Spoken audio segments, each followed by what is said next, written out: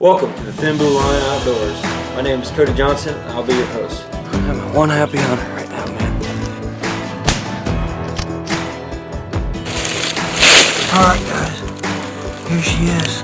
Here at the Thin Blue Line Outdoors, we have three goals. Show you a good time, I just shot him. teach you something, planting some clover down, and lead by example. It's looking good. Great though. Congratulations. Thank you, sir. If I can accomplish one of those three, that's a win in my book. Thanks for listening. Be safe out there.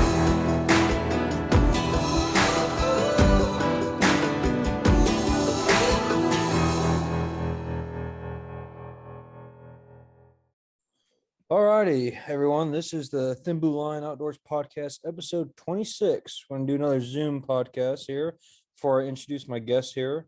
Got a couple updates on my end. Again, the website is now up, the Thin Blue Line Outdoors. So check that out. Just literally type it right in. It'll pop right up for you, thinbluelineoutdoors.com. You can get all our merch from there. We got some hats left, some hoodies left, t-shirts, stickers, and I'm hoping to get some more merch coming up here. Other than that, YouTube's continuing to grow. The numbers, the podcast is continuing to grow. So I appreciate all the support. And other than that, now I have my guest, Mr. Tyler Brown. Tyler and I went to high school together. It's been a few years since we've been out of high school now. But I think you just hit your tenure, right? Yeah, So I yes. thought, Yep. so yeah, it's been a while now. But anyway, Tyler has some exciting news as a first-time deer hunter, and I'm gonna let him go right into it after his intro. All right. Well, my name is Tyler Brown. As Cody said, we went to school together. Feels like an eternity since I've seen you. I usually don't come back to Lewistown very often, and when I'm there, it's just super busy. But anyways, I'm from La Harpe now, so I just got into hunting. So I guess we'll just kind of go right into my funny story. So it was been Saturday, which I'm not exactly sure what the date was. Today it was Saturday. We'll just go with that. Saturday. I went hunting the 2 days before. I went in the afternoon. Didn't really see anything. And I was talking to Chris Hensler, and he's like, try to go in the morning. Deer move a lot in the morning. It's cold. It's supposed to be really cold tomorrow. So I'm like, okay, I'll do that. And we just bought this property a couple years ago. So as you can imagine, it is super overgrown. The owners before, never really went out there. They never did anything. So, it's just timber on top of timber. You can't really walk through the forest. I got a couple paths, but, and so, I get up at 4:00. I'm ready to go. I think I left the house about 4:45. It's about a 10-minute drive. And at this one trail going in, and obviously it's pitch black. I've never been out there in the middle of the night, so I've never hunted. And I'm not gonna lie, I was completely lost. I had no idea where my trail was. I was talking to Cody Gravitt the night before. He's like, you got to go slow. You got to be quiet. You got to be very, very quiet. So I'm like, okay, trying. I'm like, think to myself, I'm like, Tyler, I don't know where I'm at. I have no clue where I'm at. I'm basically following landmarkers because we have a couple springs on the property, and my stands 3 springs down from where the trail is. So I'm just looking for springs, basically trying to find them. I'm stumbling, I almost fell down. I got my bow in one hand. I got a backpack. I'm making tons of, you probably could have heard me from, the next county. So it was honestly a very lucky day, I would say, just because of how it started. I finally got to my stand. And it's probably, I think it was 40 minutes, and it's maybe 50 yards from the truck through the woods. So if you can imagine how long it took me to actually get from point A to point B, it's pretty laughable. So, I get there, I'm already excited. I just want to see a deer at this point. This is my first year deer hunting. So I really don't know what to expect.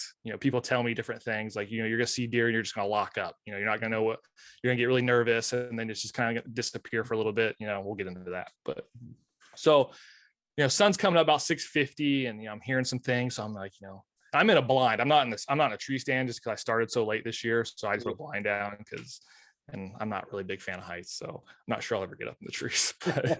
So I'm in this blind, and I got a lot of good cover, and I'm hearing some things, and I got this squirrel throwing nuts in this tree. And I'm thinking to myself, my God, go away, and apparently that's okay. It's a normal thing from what my grandpa told me. But and I just laid my head down probably 30 minutes later, just to take a quick 5-minute power nap, come up, Been And there. there's like these three little button bucks just walking in front of me, like 10 yards from my stand.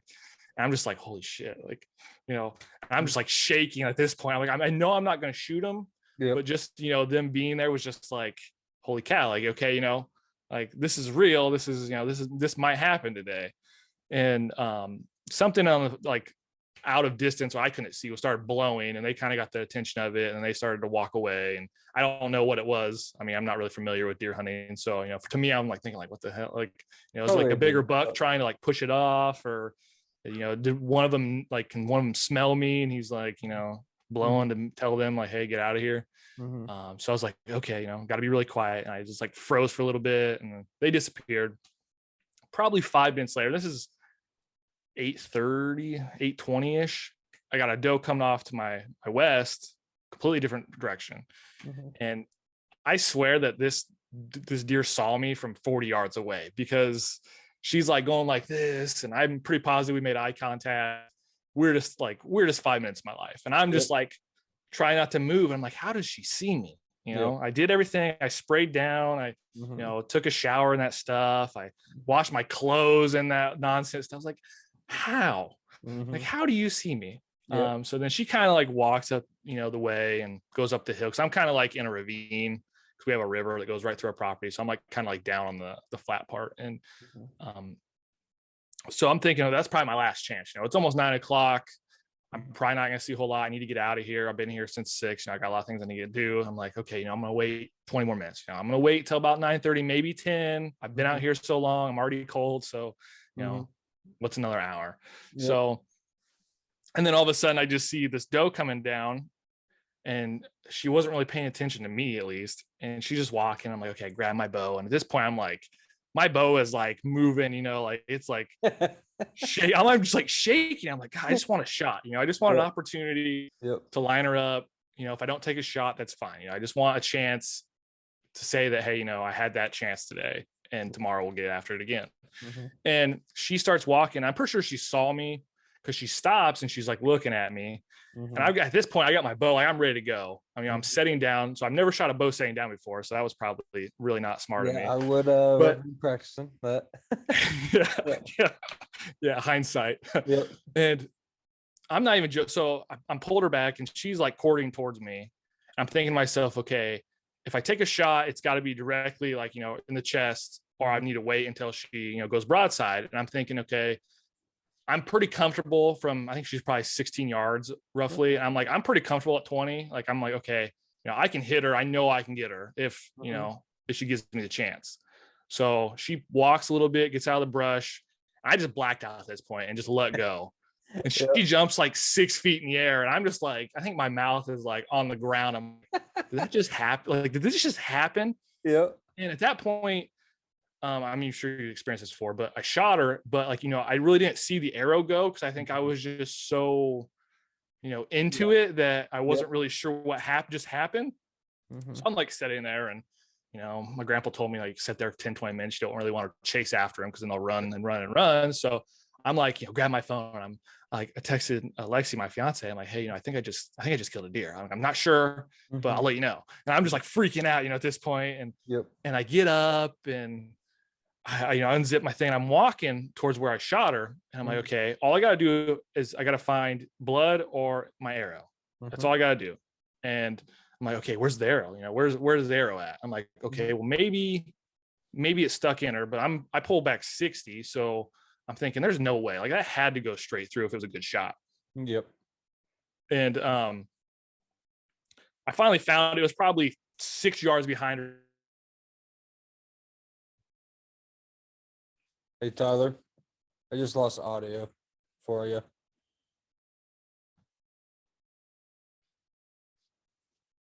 Remember, it's downstairs. I could go show it to you if you wanted to see it. But hey, can you back up the last like minute? I lost audio. I had video, but I lost audio. Oh, you're good. So whatever the last minute you said, if you want to go ahead. You want me just to start with So I shot, you called your girlfriend, you waited the 10, 20 minutes, and then I lost you. Okay. You're not good? Yep, you good. Yep. Okay, so Just got the phone, waiting probably 20-ish minutes. It's probably almost 9 o'clock at this point. Yep. And I'm looking for the arrow. I'm like, if I find the arrow, I find some blood, I know that I hit her. And obviously with the reaction, I should have known that I hit her anyway, because she had to jump probably over my stand at that point. Yeah. And I find the arrow, and it's just covered. There's no foam on it. So I knew I didn't hit the gut. I didn't hit anything that wasn't, a non-lethal shot. It was dark red. It was exactly like, everyone's telling me, you want your arrow to be. And so I found it. I'm at that point, I'm like, holy cow, like, this is actually happening.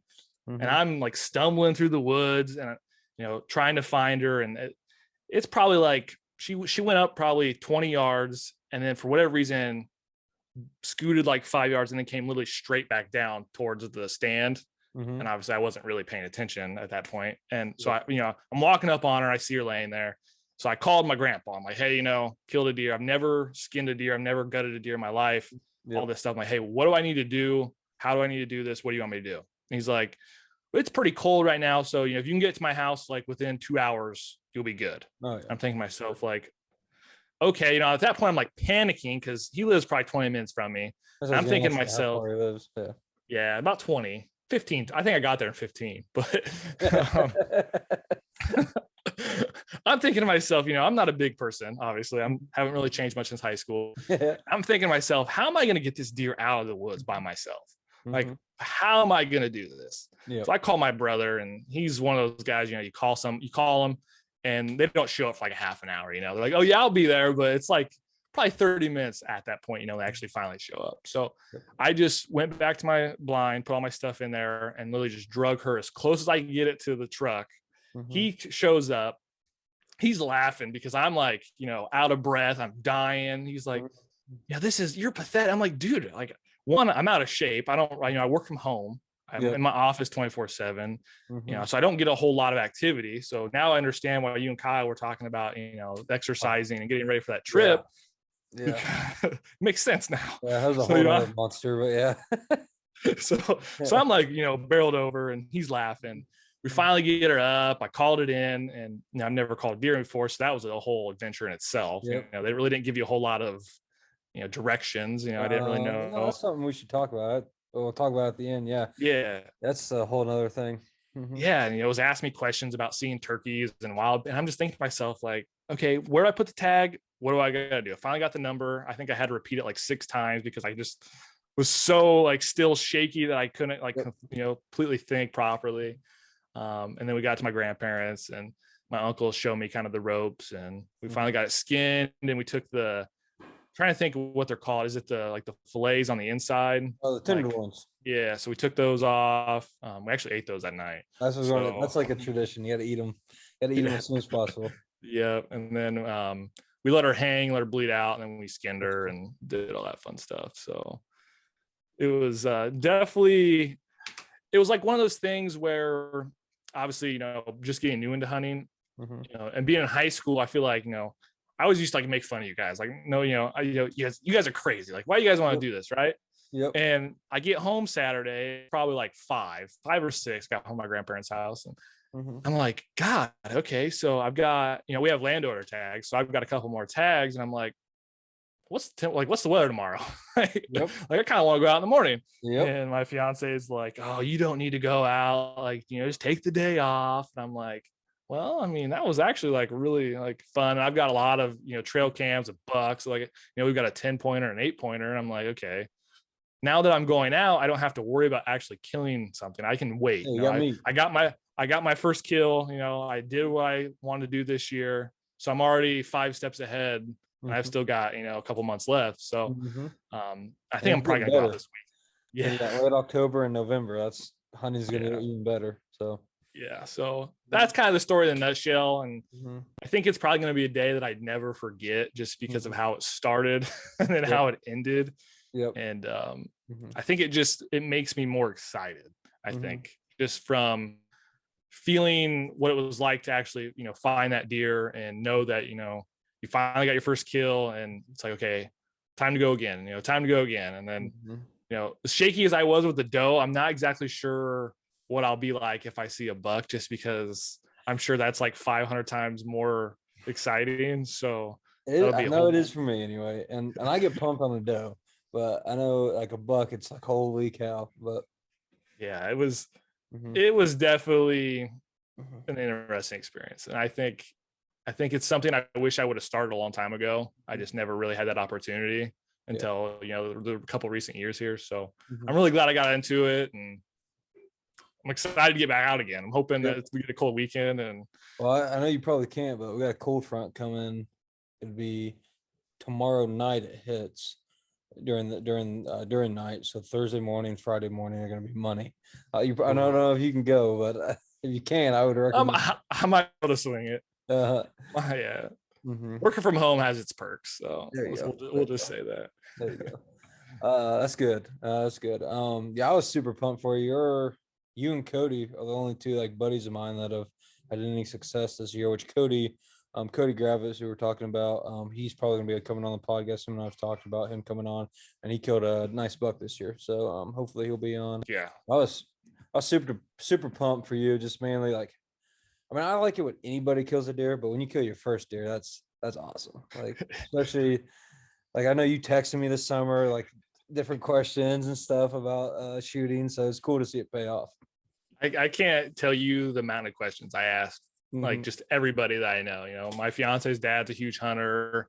Her brother hunts all the time. So, I mean, I probably annoyed everybody with a million questions that I asked Mhm. everybody. So I can't imagine how many times I, texted you Yeah, and hey, I was was just asking cool, man. things. As you can probably see, I can talk hunting any day, anytime. Like I love Yeah. it. So, Yeah. um, I guess what kind of made you finally want to take the jump and like get into hunting? Well, like I said earlier, we bought some property a couple of years ago outside of town, and I've always wanted something just to kind of get out of town. I like four wheelers, I like doing that kind of stuff. Mhm. And my fiance, she's a big hunter. She deer hunts, and she's shooting her bow, and she likes to go do 3D targets. Mhm. Yep. And I was like, we kind of shot in high school a little bit. That sounds fun, and I've always wanted to get into hunting because my grandpa was a huge hunter. And I went turkey hunting with him once when I was like, God, I was probably like 12. That was Mhm. a long time ago. We lived an hour and a half away. So just trying to get up there it was kind of a hassle for my parents. Yeah. And, me not really knowing a whole lot. I just wasn't really interested. My dad didn't hunt. So as you can Yep. imagine, growing up in a house where, have no hunters, you don't really have that, Mhm. exposure to it. And there's spending time with Lane, which would be my fiance's brother, and him showing me his deers and showing me his camera. I'm like, okay, we got some land. I think Mhm. it's time for me to just to finally, just dive head first. So I went to Macomb one day, and there's I think it's Crook Creek outdoors, Yep. and That's what you told me about that. Yep. I just said, hey, I'm here for a bow. I have no idea what I'm doing. Mhm. Let's shoot a couple and go from there. And finally got my bow, and I just got my shotgun a couple weeks ago. So Cool. What you uh, get for a I shotgun? got a Mossberg 500. That's So hey, just a simple that's pump that. that's what I end up killed I think 2 deer last year with my Mossberg. So it's a old Mossberg 20 gauge that I used as a youth, but it's still accurate. Yeah. I didn't want anything too fancy. And obviously, today's age, trying to find something is like almost impossible. So Mhm. Yeah, basically the first thing I found was like, okay, yep, went there and got it. It was like, it'll be fine. Yeah, you'll yeah. kill some stuff with So it. yeah, I'm Mhm. pretty excited about that. I wish I had a couple more blinds up. I only put one blind up this year again. And we kind of rushed into it. Mhm. It was kind of a last minute decision.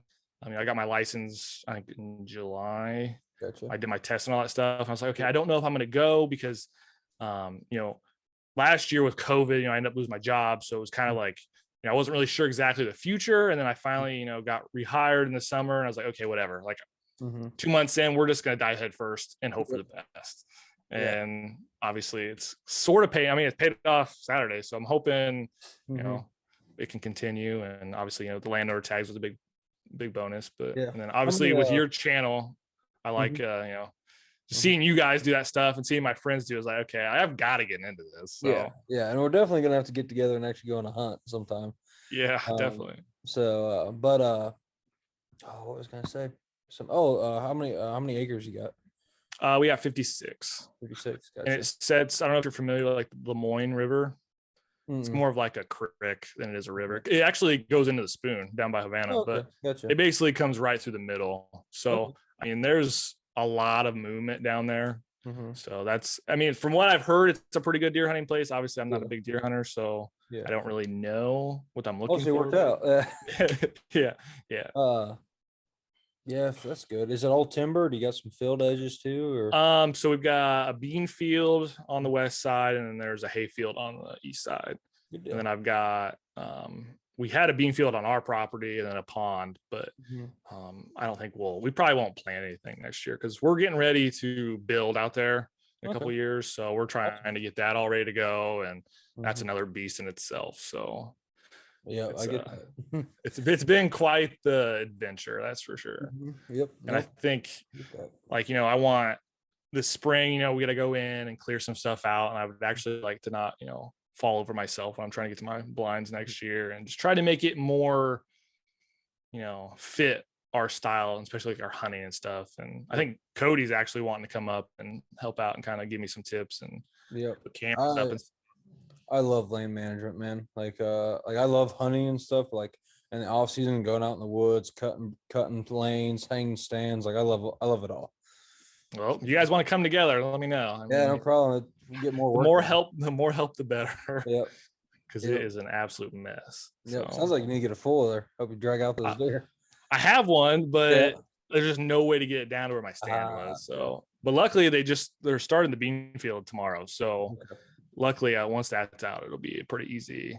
It's just the way it's set up. There's like a ravine, and trying to like walk through that and then go through the bean field's kind of a pain. So yeah, no, I get that. We had help a buddy drag a deer out last year, and they called me and said, "Hey, man, it died in a terrible spot. It's a nice buck. I need help." I'm like, "Bring your folder." I'm like, "Oh, cool." And luckily, I had Ryan, the redneck, who's been on the podcast and videos before. Luckily, I had him with me. So we load up the full. There we go, and they show me the ravine. I'm like, I can't get it down there, guys. Like, like we're gonna have to do this old-fashioned way. And luckily, it took 4 of us, but we got it out. But yeah, I think my biggest fear would be to shoot one and they run into the Lemoyne, because it's about 15-foot drop all the way down the property, and there's probably like 2 or 3 ways to get down there like easily. So that's like my biggest fear is like, what am I going to do if one of them falls in there and dies? Like, how the heck am I going to get this thing out? So yeah, no, it'd be pain. It'd be pain. Definitely pain in the butt. Don't want to think about that. Yeah. So you said you've already ate it. First thing, how'd you eat the tenderloins? We just put some seasoned salt on them and threw them on the grill and cooked them for probably, I don't even know, 5 or 6 minutes on each side. And you don't have to cook them all. It was good. And we just had the back straps tonight. So there you go.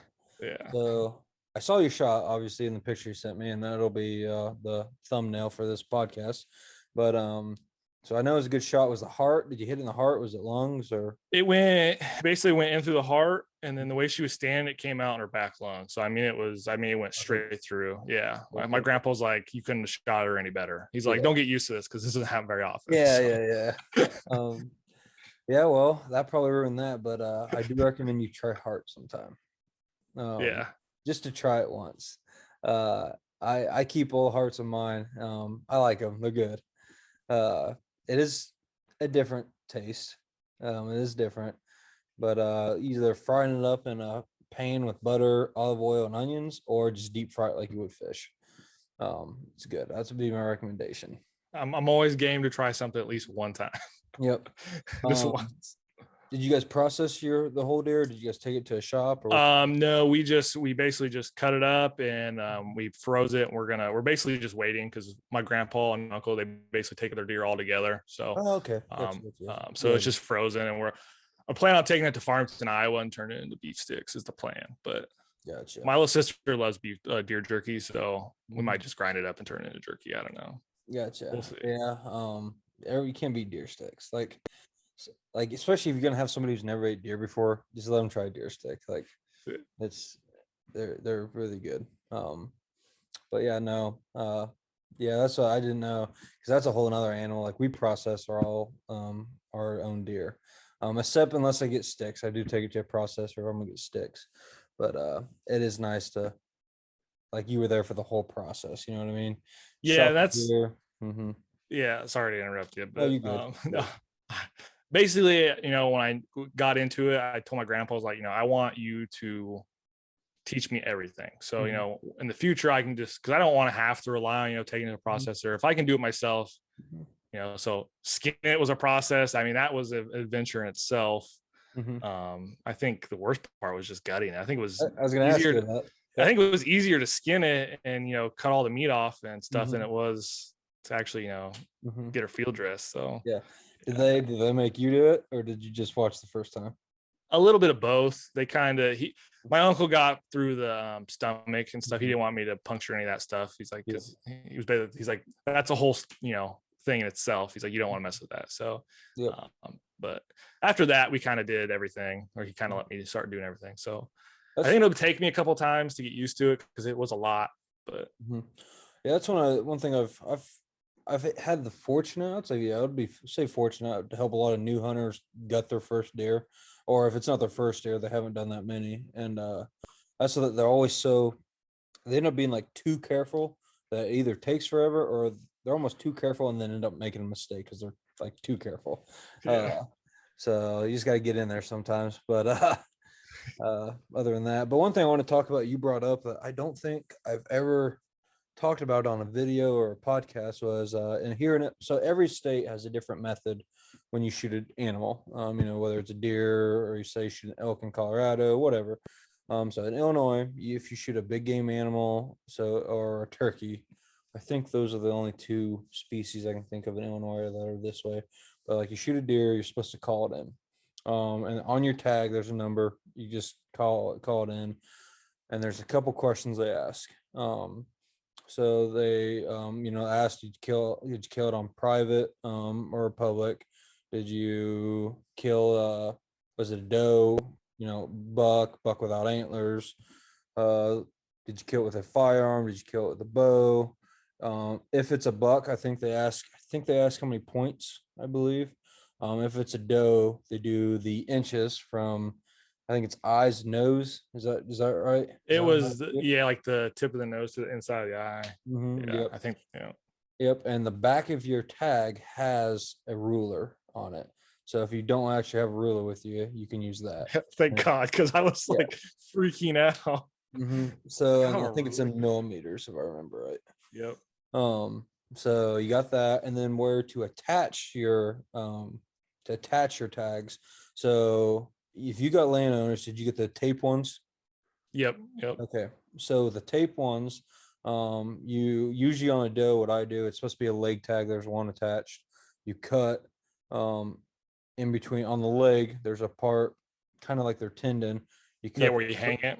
Yep. And you cut the hole through that, and it's super tough, but you can run your tag through there and tape it. And I know that this, I'm kind of preaching to the choir for you, but as any other listeners who don't know what's going on, but you tape it on there. If you go get a tag over the counter, it's these plastic tags that have little holes in the middle. You pop those holes out and you run a zip tie through, or string. Most people use zip ties just because it's easy, and you put it in the same spot. And then for a doe, if say you were going to get that hide tanned or something like that, or do a mount, you're supposed to keep that head tag with it and send it to the taxidermist or whatever. For a buck, you have a leg tag and a head tag, and you just do that tape or the zip tie around the antlers and the leg. That's what you do there. So that's the buck is obviously easy because you got antlers to attach the tag to. But yeah, that's but every state, that's one thing when you start hunting out of state, every state does it a little differently. Some states are still old fashioned. You actually got to take the animal to a check station. Other ones you can call like this. There's even some places that you can do a text now. You can do it through text message. So it just kind of depends now. For future reference, if you have internet access, you can do everything you just did online as well. That would be helpful. Yep. So I did that for the first time 2 years ago on a turkey I killed. Because the turkey, they ask a whole bunch more questions, like how long the spurs were, the beard, a whole bunch of other stuff. And it's just easier, like, to pull it up online. Okay, they're asking this, measure, it's just easier to do that. Well, it's like rapid fire too when you're answering them, and me being the first time, I knew you had to put on the leg. I wasn't really sure, I just stuck the one on the ear because I wasn't really positive if you actually needed that one or not. Yeah, you only need it if you're going to send it to like a taxidermist or something. And I'm thinking to myself, I don't want, a game warden or something to like, I'm driving my grandparents' house. I don't want to get pulled over. And so I just slapped her on the leg and put her on the ear, and away we went. So I hope you're ready for that confirmation number they give at the end. Yeah. Well, I had to repeat it like 3 times. Yeah, you better be ready for it, man. I'm like shaking, and it's like L, and I'm like, wait, what? And I'm like, okay, I got it. And I'm like, yep. Okay. And so it was an experience in itself. It's like one experience after another, I feel like, for the first time. Yep. Nope. I get that 100%, 100% on that one. But kind of give you an update. And Tyler hasn't heard this story either. I just told him what kind of the end version of the story, but give you a little hunting update for myself. I've been out twice since I think the last podcast. Yep, twice. First time I took my buddy Nate, who's been on the podcast. We took him out. We had a little 6-point buck in front of us, which he would have loved to shoot. But the property we have, there's a rule that has to have 4 points on one side or more. So it just wasn't quite big enough for him to shoot. He was disappointed because he definitely, if it was somewhere else, he would have launched an arrow. But it was cool though. He got buck fever and all that good stuff. So it was good to see. And I know he had fun. I had fun taking him. But then a couple days after that, I went to that same farm again. It was yesterday, and I had a hell of a hunt. So I first spot I went to go to, and I'm hunting out of the tree saddle. I have the tethered Phantom. Is a saddle I use. Anyway, I go to hunt this one spot.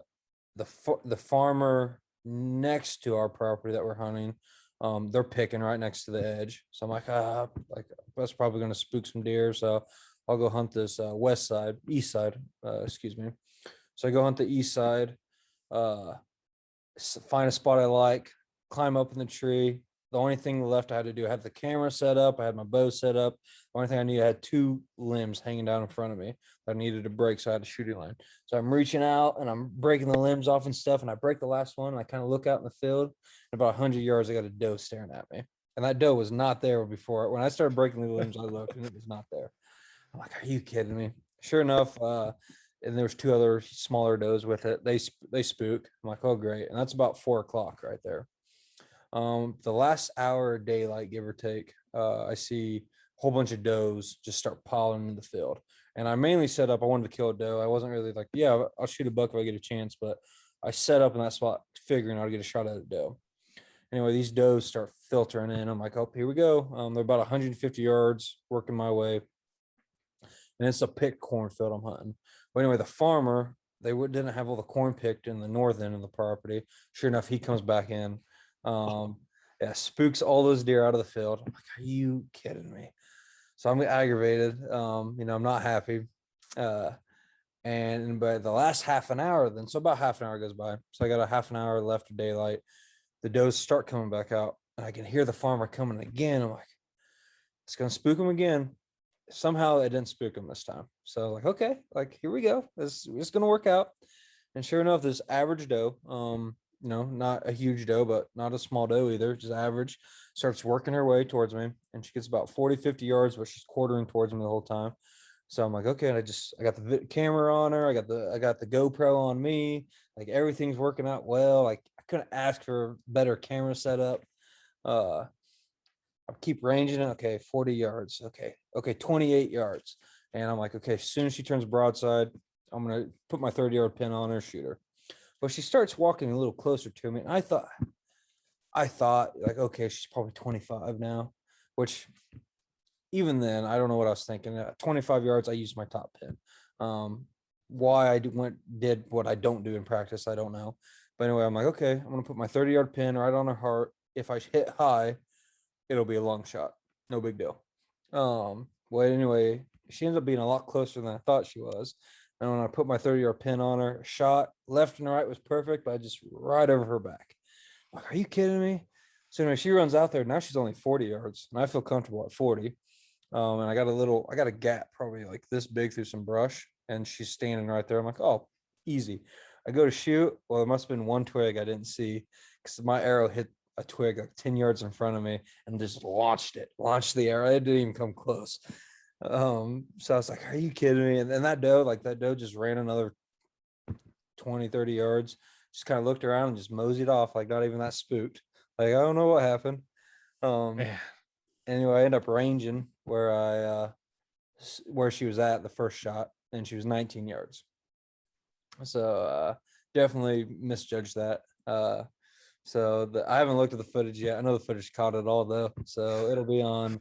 It will be on this by this. This will probably come out tomorrow, which will be the 20th. I got a new video that'll hopefully be coming up this weekend. The miss should be on the next video after that. So everybody will see it. But yeah, it's is what it is. So hopefully I shoot better after that. How do you like the saddle? Like, how's it compared to like just a normal tree stand? So I like it because I can get in almost any tree I want. Um, so the tree I was in yesterday actually had a lean to the south.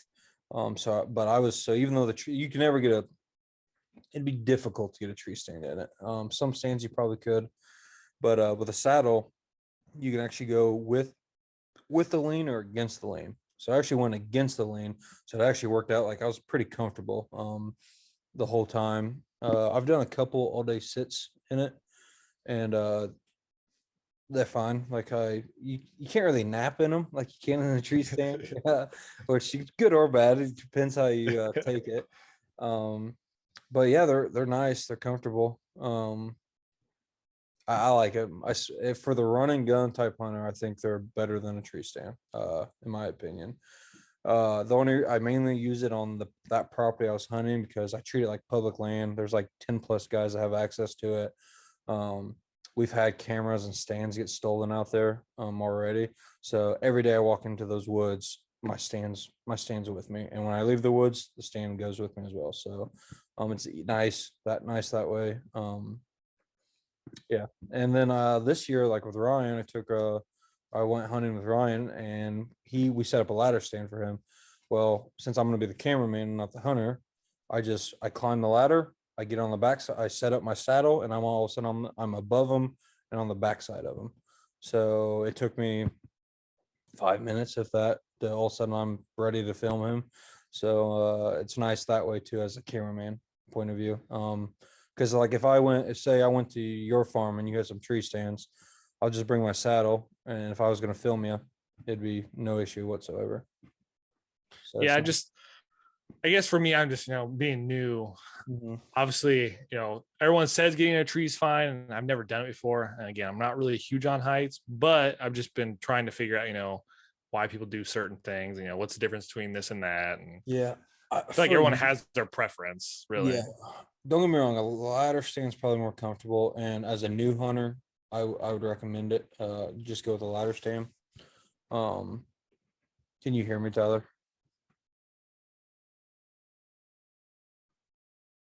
Tyler,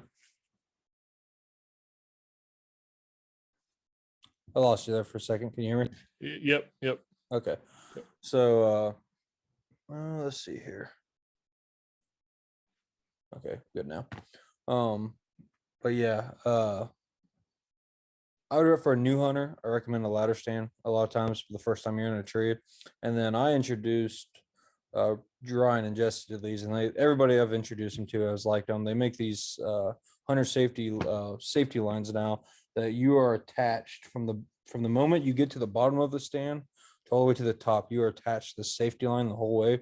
So if you fall off during the process at all, you're not going to fall to the ground.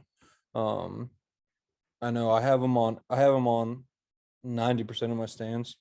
Um, and I just recommend them to everybody. It just makes it safer. I've never fell out of a tree, and from a tree stand anyway, but I've had two stands break on me, when I was setting them up or checking them. Like this year, I had one I was actually setting up last year break on me, and then this year I had one I was testing it out before season to make sure it was safe, and it broke. Um, so again, that's why I recommend everybody have one just in case. So Yeah. Again, the blind is fine, but I just feel like with the doe, I kind of got lucky because, with all the stuff on the blind that you don't have that full range of motion like you would, in a tree. So next year, I think I definitely got to get in a tree just, for the main fact that I will have that entire field of view and I don't have, bars and stuff coming down. I got to worry about messing with the blind and all that stuff. So the good thing with a blind though, first thing for late season, it's warmer. Number one. So that's nice. One thing it is good for new hunters though, is it covers up a lot of movement. Because you're still trying to learn like what you can get away with and what you can't. Well, that blind obviously makes it a lot harder for the deer to see you. So that does help you in that regard. So just kind of give or take. yeah, because I think if I wasn't in that blind, was as much as I was shaking, I honestly don't think that doe would have sat there as long as she did. Yeah. So I've heard some other hunters say that shake goes away eventually. It doesn't go away for me. If I see a deer though, so say like usually in like peak rut in November, I don't shoot a doe. Like even if I haven't killed one yet, I'm there to buck hunt. I'll shoot a doe late season. So if I see a doe, I don't start shaking. If I know I'm not going to shoot her, but as like this right now, this time of year, I'll shoot a doe. So if I see a doe coming out, I'm like, whoa, here we go. It's just exciting. It pumps me up. I think the crazy part is, I don't really like cold weather, but I dress pretty warm. I got some really nice, heavy clothes, and so I'm not really cold that morning. I'm not really cold, and all of a sudden it's just like my hands are like this, and I'm like thinking to myself like, calm down, like you're not cold. It's like 45. I'm like, why can't I stop shaking? And like I told, Lexi, it was like I had her, pointed in, and all of a sudden I just blacked out. And I've never I think I had my bow up for probably 40 seconds. And every time I try to do that in target practice, like I'm so shaky by the time it hits 40, half a minute, that I can't keep it still. And it was just like I was like a stone for that whole entire time. I had her like lined up. Yep. And as soon as I let go, I just went back to like, I bet you I was shaking until 1:00 that day. I believe it. Yeah, you had that adrenaline rush, and then you had the adrenaline dump at the end, which is not fun. But yeah, I love I chase adrenaline. I like it. It's awesome. The blackout part you probably will get better on. Because I was just for the longest time I was just like that. Like I'm like, what just happened? But this, and I missed that day. Like I knew right away I shot high. So eventually you get good at following through kind of in the situation. You realize, yes, good hit, or no, that something went wrong there, and yeah, and luckily it's one thing starting this channel that has helped me. I've not only have, shot stuff myself, but I've helped others kill some animals now too. So, and when you're the cameraman, I get nervous and stuff for them, but I am calmer than they are usually. So a lot of times I can be like, yeah, you smoked it, or like, no, that was not good. So I know like Jesse's first archery kill. He like looked at me like, did I do good? I'm like, you smoked it. Like, so it was good that way. But yeah, Tyler, I appreciate having you on, or you coming on. Was really pumped that you got a deer. Excited for that. Definitely think we should get together and hunt sometime. And I'm hoping you get some more down, so I'll have you back on and get some deer. And then I really do appreciate too you helping me with like the editing and giving me some advice and stuff that too. So yeah, so if anybody knows, like if you notice my editing quality maybe getting a little better in my videos and stuff, I switched to Adobe Premium off of Tyler's recommendation, and I liked it so far. It can do way more than I've even explored yet, though. Like I need to go way more, get better with the program and everything like that. So yeah, it's an animal, that's for sure. Yeah, there's just so much. Like, so I was at all of my other videos I've edited off of iMovie. If any of the listeners know what that is, just basic program, super simple. And then I download Adobe, start working on it. I'm like, what am I doing here? So, but that's one thing. If I come help you hang stands or something, I might ask you like, hey, can I watch you edit something just so I can learn a little bit and figure out what's going on? We can definitely do that. I just need to come up. I get so busy, and I was supposed to come up Saturday actually, and I called Chris. I was like, man, like I just want to take a nap right now. Like, I got to go back and skin this deer. Like I'm just gonna stay home today, and life just gets in the way sometimes. So, just to get everybody know, so you still got a either sex buck tag, right? Antler tag. And then do you have then 2 shotgun tags then too? Yep. And then Lexi has 2 as well, shotgun. So I think I'm gonna go out. We're gonna go out together for shotgun season, and that'll be fun. I mean, she's killed a lot more deer than I have, so it'll be just interesting to kind of watch somebody. Have you ever went hunting with your wife? No, this will be first time. So I'll be interested to see how that goes. My wife is laughing. I'll be interested how that goes because you got a little bit different dynamic, being that your wife is the one that's hunted more than you. So that'll be interesting. But I know, like when I take my wife, I make sure that she's wearing warm clothes. Lots of snacks. And go that route. But I'm the not expert, but I'm the one with the hunting experience, and she's not. So it'd be interesting to see it, kind of the other way around and stuff. But yeah, it'll be an adventure. Hopefully a good one. Yeah, sure, it'll be fun. Well, guys, I'm gonna stop this recording. Thanks again, Tyler. This was the podcast 26, I believe, of the Thin Blue Line Outdoors. Again, appreciate all the views and the numbers we're getting on the podcast. There'll be a video version and a audio version. Video will be on YouTube, audio will be on Spotify, Apple Podcasts, and a whole bunch more. So thanks guys for listening.